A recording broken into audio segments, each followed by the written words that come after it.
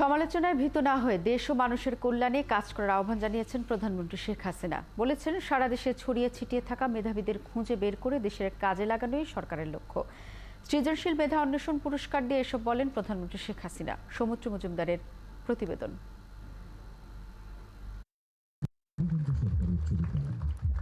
সারা দেশ থেকে প্রতিভাবান ছাত্রছাত্রী খুঁজে বের করতে সরকারের একটি উদ্যোগ সৃজনশীল মেধা অন্বেষণ পুরস্কার, যা শুরু হয় ২০১৩ সাল থেকে।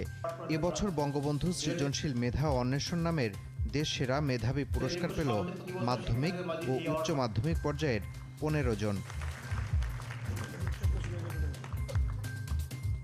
এছাড়া সারা দেশের উচ্চ শিক্ষা পর্যায়ের মেধাবী ২১ জন শিক্ষার্থীর হাতে বঙ্গবন্ধু শেখ মুজিব স্কলার অ্যাওয়ার্ড তুলে দেন প্রধানমন্ত্রী শেখ হাসিনা।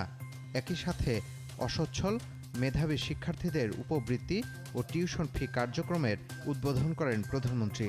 পুরস্কার পাওয়া মেধাবী এসব শিক্ষার্থীদের হীরের টুকরোর সাথে তুলনা করে প্রধানমন্ত্রী বলেন, তাদের দেশের কল্যাণে কাজে লাগানোই সরকারের লক্ষ্য। অনেক হীরার টুকরো ছড়িয়ে আছে, সেগুলি কুড়িয়ে আনা, এটাই আমাদের মনে হচ্ছে, এবং সেই জন্যই এই ফান্ডের মাধ্যমে আমরা সাহায্য দিয়ে আসছি। প্রধানমন্ত্রী বলেন, পরিবর্তনশীল বিশ্বের সাথে তাল মিলিয়ে চলতে শিক্ষা কারিকুলামও বাস্তবমুখী করা হচ্ছে। এসব নিয়ে সমালোচনায় গুরুত্ব না দেওয়ার পরামর্শ প্রধানমন্ত্রীর। এমনভাবে শিক্ষার ব্যবস্থাটা করা যে আগ্রহ নিয়েই ছেলেমেয়েরা পড়বে, পরপর করতে হবে না বা দূরে পিটাতে হবে না, নিজেরাই পড়বে, নিজেদের মধ্যেই সেই আকাঙ্ক্ষাটা থাকবে। আমরা সেই সিস্টেমটাই তৈরি করতে চাই। যেন অনেক সময় অনেক একটা পরিবর্তন আসলে অনেকে নানা ধরনের কথা বলে, আর তাছাড়া ডিজিটাল বাংলাদেশ, সোশ্যাল মিডিয়া, যার যা মনে আছে সব সমালোচনা করতে পারলে তো খুশি। আমরা আবার বাঙালি পড়াচর্চায় খুব পছন্দ করি। শিক্ষামন্ত্রীকে বলছে এটা লিখলো, ওটা লিখলো, আমরা ওটা লিখলে শুনবে না তো। নিজের মনের আত্মবিশ্বাস থাকতে হবে। বর্তমান প্রজন্মের হাত ধরে উন্নত স্মার্ট বাংলাদেশ গড়ে উঠবে। এই বাংলাদেশ এগিয়ে চলার বাংলাদেশ, বদলে যাওয়া বাংলাদেশ। এই বাংলাদেশ নিয়ে আর দুশ্চিন্তার আমার কিছু নেই। অসচ্ছল মেধাবী শিক্ষার্থীদের সহায়তায় বিত্তবানদের এগিয়ে আসার আহ্বান প্রধানমন্ত্রীর। সৌমিত্র মজুমদার, ৭১, ঢাকা। বিএনপি চেয়ারপারসন বেগম খালেদা জিয়ার চিকিৎসা দেশেই ঠিকভাবে হচ্ছে বলে মন্তব্য করেছেন আইনমন্ত্রী আনিসুল হক। দুপুরে সচিবালয়ের কথা বলেন তিনি। আইনমন্ত্রী বলেন, বিএনপি মানসিক ভারসাম্য হারিয়ে ফেলেছে, তাই বারবার দেশের বাইরে খালেদা জিয়ার চিকিৎসার দাবি জানাচ্ছে। বিএনপি চেয়ারপারসন এখানে ভালো চিকিৎসা পাচ্ছেন না, দলের নেতাদের এমন অভিযোগ ঠিক না বলেও মনে করেন আনিসুল হক। এ সময় তিনি বিএনপি নেতাদের ব্যক্তিগত আক্রমণ থেকে বিরত থাকার আহ্বান জানান।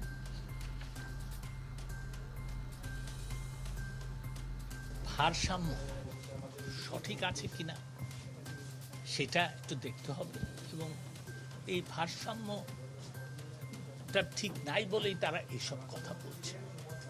আমার প্রতি তারা যদি এই প্রেস কনফারেন্স করে তাদের রাগ উষ্মা প্রকাশ করতে চান, তাদের সেটা বাংলাদেশের স্বাধীনতা আছে, সব কিছু তারা করতে পারে। কিন্তু আমি আশা করব তারা সত্য কথা বলবেন, আমি আশা করব তারা ব্যক্তিগত আক্রমণ করবেন না। দেশকে নেতৃত্ব শূন্য করে সার্বভৌমত্ব বিক্রি করে দেওয়ার মাস্টার প্ল্যান করা হচ্ছে বলে অভিযোগ করেছেন বিএনপির সিনিয়র যুগ্ম মহাসচিব রুহুল কবির রিজভী। নীল নকশার চক্রান্তের অংশ হিসেবে খালেদা জিয়ার খাবারে বিষ দেওয়ার অভিযোগ করেন তিনি।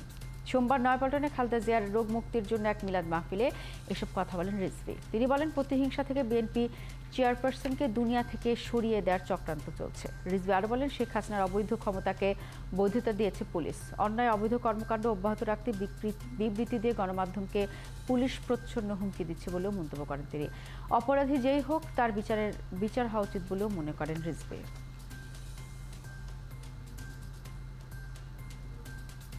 যে নেত্রীকে দেখলাম পায়ে হেঁটে কারাগারের ভিতরে ঢুকলেন, সেই নেত্রী আসতেন হুইল চেয়ারে। আজকে একের পর এক রোগাক্রান্ত, একের পর এক অসুস্থতায় তিনি ভুগছেন। একমাত্র এই চক্রান্ত নীল নকশা হচ্ছে শেখ হাসিনার। উনাকে তিলে তিলে নিঃশ্বাস করার জন্যই কারাগারে নিয়ে যাওয়া হয়েছে, এবং খাবারের মধ্যে নানা ধরনের ওষুধ প্রয়োগ করে আজকে তার শরীরের নানা অসুস্থতায় তিনি ভোগাচ্ছেন। অবৈধ সম্পদ অর্জনের অভিযোগে জিজ্ঞাসাবাদের জন্য সাবেক আইজিপি বেনজির আহমেদের স্ত্রী ও দুই মেয়ের দুদকে হাজিরের কথা থাকলেও তারা আসেননি। এর আগে রবিবার দুদকের তলবে হাজির হন বেনজির আহমেদ। এতে আত্মপক্ষ সমর্থনের সুযোগ হারান তিনি। বিদেশে বসে একটি লিখিত বক্তব্যে পাঠিয়েছেন বেনজির। লিখিত বক্তব্যে নিজের ও পরিবারের সদস্যদের সম্পদের অনুসন্ধান থেকে অব্যাহতি চেয়েছেন। তার বক্তব্য পর্যালোচনা করে প্রতিবেদন জমা দেওয়া হবে বলে জানিয়েছে দুদক। গত 28 মে বেনজির এবং তার স্ত্রী সন্তানদের জিজ্ঞাসাবাদের জন্য তলব করা হয়। দুদকের নোটিশে বেনজিরকে 6 জন এবং তার স্ত্রী ও সন্তানদের 9 জন হাজির হতে বলা হয়। পরে তারা সময় চেয়ে আবেদন করলে বেনজিরের সময় বাড়ানো হয় 23 জুন পর্যন্ত। পাশাপাশি তার স্ত্রী সন্তানদের আজ হাজির হতে বলা হয়েছিল। ছাগলকাণ্ডে আলোচিত মতিউর রহমান, তার স্ত্রী লাইলা কানিজ ও ছেলে আহমেদ তৌফিকুর রহমান অর্ণবকে বিদেশ যাত্রা নিষেধাজ্ঞা দিয়েছে মহানগর দায়রা জজ আদালত।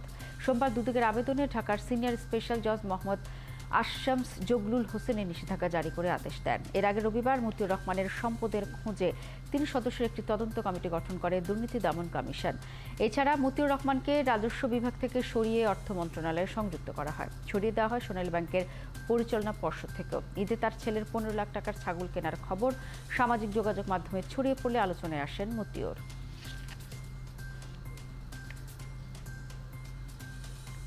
যে সমস্ত তথ্য উপাত্ত কয়েকদিন থেকে শোনা যাচ্ছে, সেগুলোর উপরে ভিত্তি করে দুর্নীতি দমন কমিশন 3 সদস্য বিশিষ্ট একটি টিম গঠন করেছে। মতিউর রহমান, তার স্ত্রী লায়লা কানিজ এবং তার ছেলে তৌফিকুর রহমান অর্ণব, তাদের 3 জনের বিরুদ্ধে বিদেশ গমনের নিষেধাজ্ঞা জারির জন্য একটি আবেদন করা হয়েছে টিম লিডার মোহাম্মদ আনোয়ার হোসেনের পক্ষে। সেটি আমরা বিজ্ঞ আদালতে উপস্থাপন করেছি এবং বিজ্ঞ আদালত শুনানি শেষে তাদের 3 জনের বিরুদ্ধে বিদেশ গমনের নিষেধাজ্ঞা জারি করেছেন। স্মার্ট বাংলাদেশ করার লক্ষ্যে চীন পাশে থাকবে বলে জানিয়েছেন চীনের কমিউনিস্ট পার্টির আন্তর্জাতিক বিভাগের মন্ত্রী লিউ জিয়ানচাও। প্রধানমন্ত্রী শেখ হাসিনার আসন্ন চীন সফরে বেশ কিছু যুগান্তকারী বাণিজ্যিক চুক্তি হবে বলে আশা প্রকাশ করেন তিনি। দুপুরে পররাষ্ট্রমন্ত্রী হাসান মাহমুদের সাথে বৈঠকের পর এসব কথা জানান সফররত চীনা মন্ত্রী। জিয়ানচাও জানান, 2 দেশের মধ্যে বাণিজ্য বাড়ানো এবং উৎপাদন নিয়ে আলোচনা হয়েছে। এছাড়া রোহিঙ্গাদের বিষয়ে কথা হয়েছে।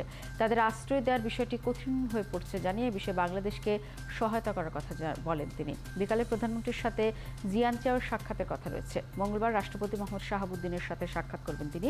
এছাড়া আওয়ামী লীগ সহ বেশ কয়েকটি রাজনৈতিক দলের সাথে প্রতিনিধি দলটি বৈঠক করবে। শনিবার 4 দিনের সফরে ঢাকা আসেন মন্ত্রী লিউ জিয়ানচাও এর নেতৃত্বাধীন 8 সদস্যের প্রতিনিধি দল। আগামী 8 থেকে 11 জুলাইয়ের মধ্যে চীন সফরে যাবেন প্রধানমন্ত্রী শেখ হাসিনা। গহনায় হোক প্রযুক্তির ছোঁয়া, এই প্রতিপাদ্যকে সামনে রেখে দেশে প্রথমবারের মতো অনুষ্ঠিত হতে যাচ্ছে আন্তর্জাতিক জুয়েলারি মেশিনারিজ প্রদর্শনী। দেশের জুয়েলারি ইন্ডাস্ট্রিজকে বিশ্বমানের করতেই এই আয়োজন। ইন্টারন্যাশনাল কনভেনশন সিটি বসুন্ধরা আগামী 4 থেকে 6 জুলাই সকাল 11টা থেকে সন্ধ্যা 7টা পর্যন্ত প্রদর্শনী চলবে। ভারত, ইতালি, তুরস্ক সহ বিশ্বের প্রায় 10টি দেশে 30টি প্রতিষ্ঠান মেলায় অংশ নেবে। মেলা দর্শনার্থীদের জন্য উন্মুক্ত থাকবে। দেশের ব্যবসায়ীদের সাথে উন্নত মেশিনারিজের পরিচয় করিয়ে দিতেই এই আয়োজন বলে জানান বাজুস নেতারা। বলেন, স্বর্ণ শিল্পের কারখানা স্থাপিত হলে জুয়েলারি শিল্পের বিকাশ ও রফতানির দুয়ার খুলবে, যা সার্বিকভাবে দেশের রফতানিতে অবদান রাখতে সাহায্য করবে। প্রযুক্তি নির্ভর জুয়েলারি ব্যবস্থা তৈরি হলে দেশের স্বর্ণকাররা বেকার হবে কিনা সাংবাদিকদের এমন প্রশ্নের জবাবে বাজুস জানায়, প্রয়োজনে তাদেরকে প্রশিক্ষিত করা হবে।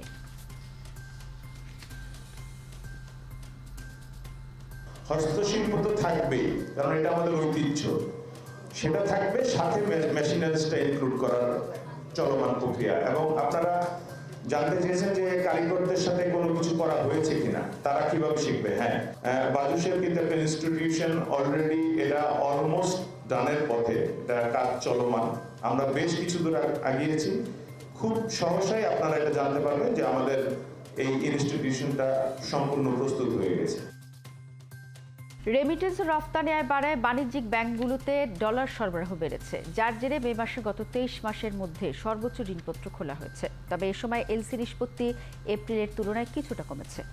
বাংলাদেশ ব্যাংকের তথ্য বলছে, মেতে দেশের রাষ্ট্রায়ত্ত বেসরকারি ব্যাংকগুলো 6.83 বিলিয়ন ডলারের আমদানি এলসি খুলেছে। এর চেয়ে বেশি 7.02 বিলিয়ন ডলারের এলসি খোলা হয়েছিল 2022 সালের জুন মাসে।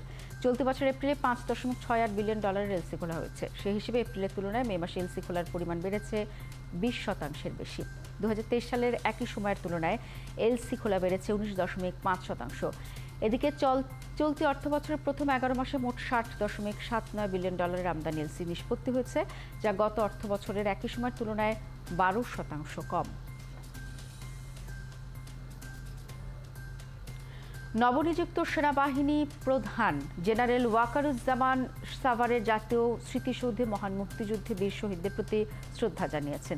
বেলা 11:58 নবনিযুক্ত সেনাপ্রধান জাতীয় স্মৃতিসৌধে প্রবেশ করেন, পুষ্পস্তবক অর্পণ করে বীর শহীদদের প্রতি শ্রদ্ধা জানান। শহীদদের সম্মানে তিনি সামরিক সালাম গ্রহণ করেন। সেনাপ্রধান স্মৃতিসৌধে পরিদর্শনে স্বাক্ষর করেন। এর আগে সেনাবাহিনীর চৌকস একটি দল তাকে গার্ড অফ অনার প্রদান করে। রবিবার সেনাপ্রধান হিসেবে দায়িত্ব গ্রহণ করেন জেনারেল ওয়াকারুজ্জামান। এর আগে শিখা অনির্বাণে ফুল দিয়ে মহান স্বাধীনতা যুদ্ধে শহীদ সেনা সদস্যদের প্রতি শ্রদ্ধা জানান নতুন সেনাপ্রধান জেনারেল ওয়াকারুজ্জামান। সকালে শিখা অনির্বাণে শ্রদ্ধা জানান তিনি, স্বাক্ষর করেন স্মারক বইয়ে। পরে বাংলাদেশ সেনাবাহিনীর একটি চৌকস দল সেনাবাহিনী প্রধানকে সেনাকুঞ্জে গার্ড অফ অনার প্রদান করে। সেখানে একটি গাছের চারা রোপণ করেন জেনারেল ওয়াকারুজ্জামান। পরে জাতির পিতা বঙ্গবন্ধু শেখ মুজিবুর রহমানের প্রতিকৃতিতে ফুল দিয়ে শ্রদ্ধা জানান নতুন সেনাপ্রধান জেনারেল ওয়াকারুজ্জামান। বিদ্যুৎ বিল বকেয়া থাকায় চট্টগ্রাম মেডিকেল কলেজের বিদ্যুৎ সংযোগ বিচ্ছিন্ন করে দিয়েছে বিদ্যুৎ বিভাগ। সকাল 8টার দিকে বিদ্যুৎ বিভাগের কর্মীরা এসে সংযোগ বিচ্ছিন্ন করে দেওয়ার পর বন্ধ রয়েছে অধিকাংশ শ্রেণীকক্ষ, লাইব্রেরি ও ল্যাব কার্যক্রম। চট্টগ্রাম মেডিকেল কলেজের অধ্যক্ষ প্রিন্সিপাল শাহেন আক্তার জানান, প্রায় 1,30,00,000 টাকার বকেয়া বিলটি গত 23-24 অর্থ বছরের। বিদ্যুৎ সংযোগ বিচ্ছিন্ন করার পর সমস্যার সমাধানে সংশ্লিষ্ট মন্ত্রণালয়ে চিঠি পাঠানো হয়েছে। এদিকে বিদ্যুৎ ভোগান্তি থেকে দ্রুত মুক্তি পেয়েছেন মেডিকেল শিক্ষার্থীরা। আমরা এই নির্দিষ্ট সময়ের ভিতরে পরিশোধ করতে পারি নাই, সেই জন্য ওনাদের ইউজুয়াল প্রসিডিউর হিসেবে ওনারা বিদ্যুৎ বিচ্ছিন্ন করেছেন। আমরাও আমাদের পক্ষ থেকে যোগাযোগ করছি, ওনাদেরকে আসলে অ্যাপ্লিকেশন করছি এটা একটু রিকনসিডার করার জন্য। আর আমাদের যে বিদ্যুতের বাজেট ঘাটতি যেটুকু আছে সেটুকু পূরণ করে দেওয়ার জন্য মন্ত্রণালয়ে চিঠি দিয়েছি। শ্রমিক মালিক উভয়কে একে অপরের স্বার্থ রক্ষার আহ্বান জানিয়েছেন শ্রম প্রতিমন্ত্রী নজরুল ইসলাম চৌধুরী। বলেছেন, শ্রমিকদের ন্যায্য দাবির উপর মালিক পক্ষের শ্রদ্ধাশীলতার পাশাপাশি শ্রমিক পক্ষকেও মালিক এবং প্রতিষ্ঠানের উন্নতির জন্য আন্তরিকতার সাথে চেষ্টা করতে হবে। সোমবার রাজধানীর শ্রম ভবনে বিভিন্ন খাতে নিয়োজিত শ্রমিকদের জন্য অত্যাবশ্যক পরিষেবা সংক্রান্ত টিসিসি-এর ৭৯তম সভায় প্রধান অতিথির বক্তব্যে এসব কথা বলেন তিনি। বৈঠকে অত্যাবশ্যক পরিষেবা আইন 2024-এর খসড়া নিয়ে মতামত জানতে চেয়ে 15 দিনের সময় দিয়েছেন শ্রম প্রতিমন্ত্রী। এ সময় বিভিন্ন খাতের মালিক এবং শ্রমিক সহ সরকার পক্ষের প্রতিনিধিরা উপস্থিত ছিলেন। জামালপুরের সরিষাবাড়িতে যমুনা সার কারখানার গ্যাস সংযোগের দাবিতে মানববন্ধন, বিক্ষোভ মিছিলের প্রতিবাদ সমাবেশ হয়েছে। সকালে তারাকান্দি যমুনা সার কারখানায় শ্রমিক কর্মচারী ইউনিয়ন এই কর্মসূচি পালন করে। এ সময় বিক্ষুব্ধ শ্রমিক ও কর্মচারীরা কারখানার প্রধান ফটক 1 ঘণ্টা অবরোধ করে রাখেন। মানববন্ধন শেষে একটি বিক্ষোভ মিছিল বের হয়। মিছিলটি বিভিন্ন সড়ক প্রদক্ষিণ শেষে যমুনার প্রশাসনিক ভবনের সামনে গিয়ে শেষ হয়। পরে প্রতিবাদ সমাবেশে বক্তারা জানান, দীর্ঘ 6 মাস যাবৎ কারখানার উৎপাদন বন্ধ থাকায় মূল্যবান যন্ত্রাংশ নষ্ট হওয়ার আশঙ্কা দেখা দিয়েছে। রেশন পদ্ধতি অবলম্বন করে হলেও সার কারখানা চালুর দাবি জানান তারা। দ্রুত যমুনায় গ্যাস সংযোগ দেওয়া না হলে বৃহৎ আন্দোলনের হুঁশিয়ারি দেন বক্তারা। ঝিনাইদহ 4 আসনের সংসদ সদস্য আনোয়ারুল আজিম আনারকে হত্যার প্রতিবাদে সমাবেশ করেছে আওয়ামী লীগের একাংশ। রবিবার বিকেলে কালীগঞ্জ শহরের মেইন বাসস্ট্যান্ডে সমাবেশ আয়োজন করে কালীগঞ্জ উপজেলা আওয়ামী লীগ। এতে নিহত এমপি আনারের মেয়ে মুমতারিন ফেরদৌস ডরিন এই মামলার আসামি জেলা আওয়ামী লীগের 2 জন নেতার অনুসারীদের বক্তব্যের সমালোচনা করেন। সমাবেশে সভাপতিত্ব করেন সাবেক উপজেলা চেয়ারম্যান জাহাঙ্গীর সিদ্দিকী ঠান্ডু। সিলেটে এবারের বন্যার সড়ক ও জনপথ এবং এলজিআরডির প্রায় 200 কিলোমিটার সড়ক ক্ষতিগ্রস্ত হয়েছে, যা মেরামতে দরকার হবে প্রায় 400 কোটি টাকা। সড়ক ও জনপথের 39 কিলোমিটার রাস্তার ক্ষতি হয়েছে। উজানের ঢলের কারণে বারবার রাস্তা মেরামত করেও ঠেকানো যাচ্ছে না এসব। এলাকাবাসী বলছেন, সিলেটের বন্যা নিয়ন্ত্রণে দরকার নদী খনন করা। হুসাইন আহমেদ সুজাতকে সাথে নিয়ে হাবিব রহমানের প্রতিবেদন।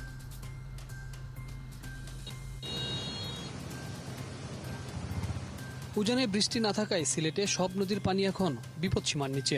2-1টি এলাকা ছাড়া শহর আর হাওরের ঘরবাড়ি থেকেও পানির পানি নেমে গেছে।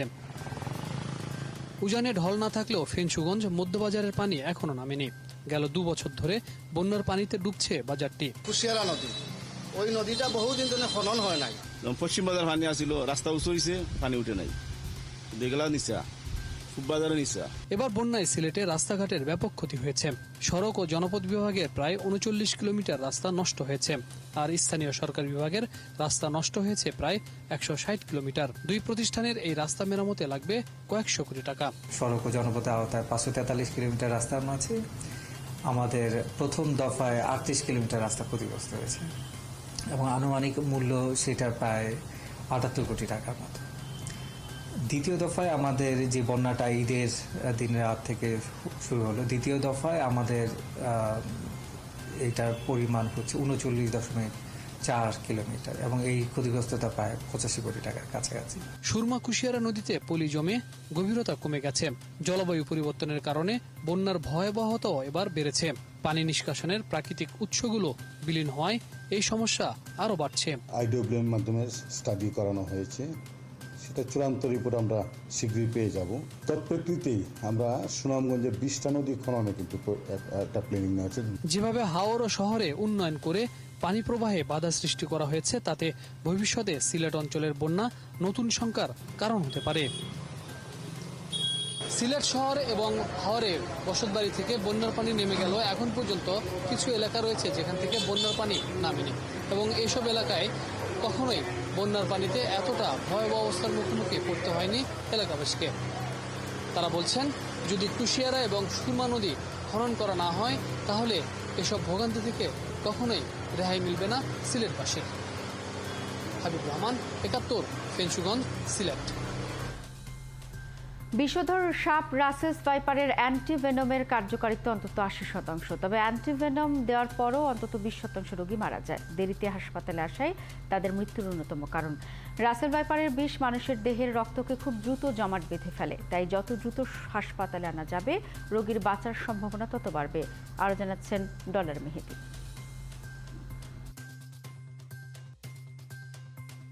এবছর হঠাৎ করেই দেশ জুড়ে বেড়েছে রাসেল ভাইপার সাপের উপদ্রব। গেল জানুয়ারি থেকে জুন পর্যন্ত কেবল রাজশাহী মেডিকেল কলেজে এই সাপের কামড়ের চিকিৎসা নিয়েছে 50 জন। এদের মধ্যে 45 জন সুস্থ হলেও 5 জন মারা গেছে। রাসেল ভাইপার সহ বিষধর সাপের কামড়ে প্রধান চিকিৎসা অ্যান্টিভেনম।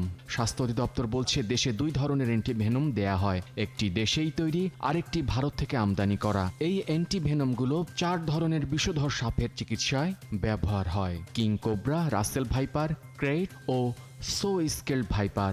কেবল রাসেল ভাইপারই নয়, বিষধর যে কোনো সাপের কামড়ে রোগীকে বাঁচাবার অন্যতম উপায় হলো যত দ্রুত সম্ভব অ্যান্টিভেনম প্রয়োগ। 80% ক্ষেত্রে এটা কাজ করছে, কিন্তু 20% ক্ষেত্রে এটা কাজ করছে না।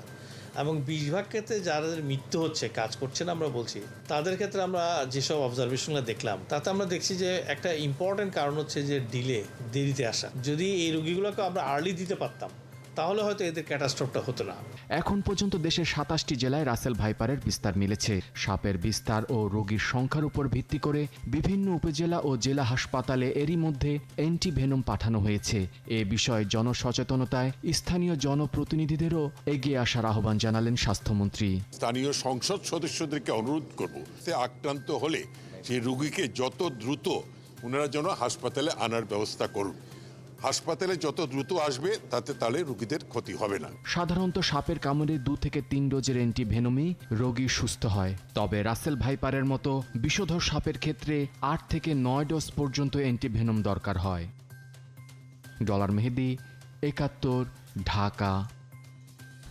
ভোলায় একের পর এক বিষধর রাসেলস ভাইপার সাপ ধরা পড়ায় সাধারণ মানুষের মাঝে আতঙ্ক ছড়িয়ে পড়েছে। এতে এতদিন এই সাপের বিচরণ ক্ষেত খামার আর চরাঞ্চলে থাকলেও এখন তা লোকালয়ে প্রবেশ করছে।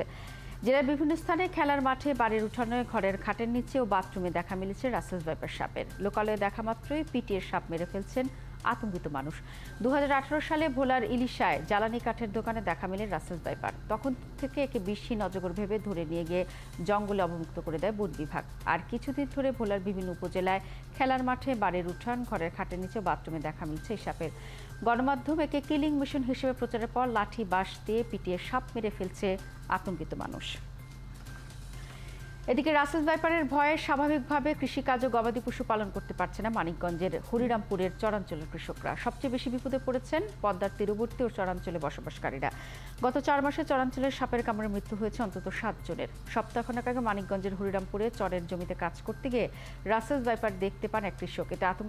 এতে আতঙ্ক ছড়িয়ে পড়ে পুরো গ্রামে। পরে সেটি পিটিয়ে মেরে ফেলে গ্রামবাসী। এদিকে প্রায় প্রতিদিনই কেউ না কেউ সাপ দেখছেন যেখানে সেখানে। এদিকে পটুয়াখালীর কলাপাড়ার কৃষকের জালে আটকা পড়া প্রায় 5 ফুট লম্বা বিষধর রাসেলস ভাইপার দেখতে ভিড় করছে শত শত গ্রামবাসী। ধুলাসার ইউনিয়নের বৌলতলী গ্রামের সাপ উদ্ধার করা কৃষক নূর হাওলাদার জানান, জালে পেঁচানো অবস্থায় থাকা সাপটি লাঠি দিয়ে চেপে ধরে ফেলে সাপটি কৌটায় আটকে রাখেন। বিষধর সাপ আটকের খবর পেয়ে শত শত গ্রামবাসী সাপটি দেখতে ভিড় জমায়। স্থানীয়রা জানান, অনেকে রাসেলস ভাইপার্স উদ্ধারের কথা বলে গত এক সপ্তাহে অন্তত 10টি নির্বিষ সাপ মেরে ফেলেছে। উদ্ধার সাপটি এটি সত্যি রাসেলস ভাইপার কিনা তা দেখতে এসেছেন তারা।